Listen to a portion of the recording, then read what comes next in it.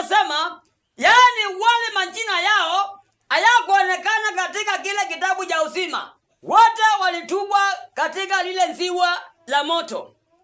Kwa hivyo yeye Yohana, yeye akaweza kufahamishwa kama kuna baada ya dunia kuweko, itafika mahali dunia ishe. Na kama kuna watu walikufia katika maji, wengine walikufia katika bahari, wengine wakauawa kupitia wakamba, wengine kwa madawa, wengine kwa upanga. Wale wote ambao waliuliwa kwa njia tofauti zilizo tofauti, maandiko yanasema wote mahali walipo watatolewa. Amen. Na wakati watakuwa wakitolewa, wataletwa moja kwa moja katika kiti cha hukumu. Amen. Kwa hivyo inamaanisha kwamba tukaweze kujihadhari sana, tukaweze kujichunga sana, kwa sababu kila mtu atahukumiwa kulingana na makosa yake.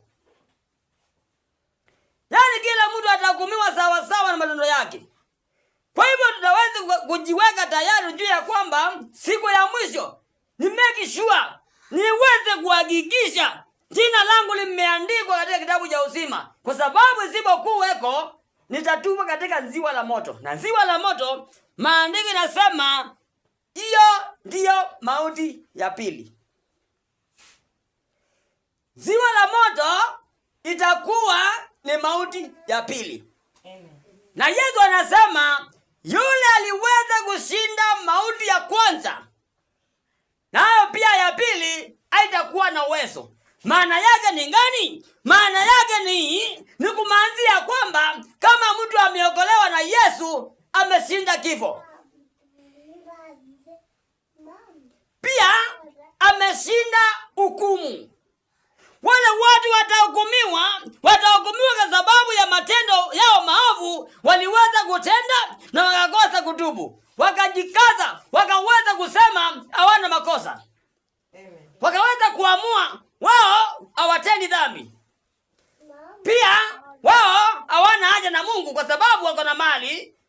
Kama ni fedha wako nazo, kama ni vyeo wako nazo. Kwa hivyo hakuna haja ya Mungu. Lakini anasema mahali walikufia wataletwa. Na wote watakusanyika, watakusanywa wote ili Bwana Yesu awahukumu. Kwa hivyo tujue ya kwamba lazima tukuje kuhukumiwa. Lazima tuhukumiwe, kwa sababu maandiko yamesema na kitabu kikachukuliwa, kingine kikachukuliwa na kikafunguliwa. Baada ya kufunguliwa, inamaanisha kwamba Mungu alienda mahali pameandikwa matendo. Alienda mahali kuna matendo, akaangalia. Wewe ulitenda hii jambo na hukutubu. Wewe ni mmoja wa jehanamu. Wewe ulidharau mtu fulani na hukuweza ambao kumheshimu.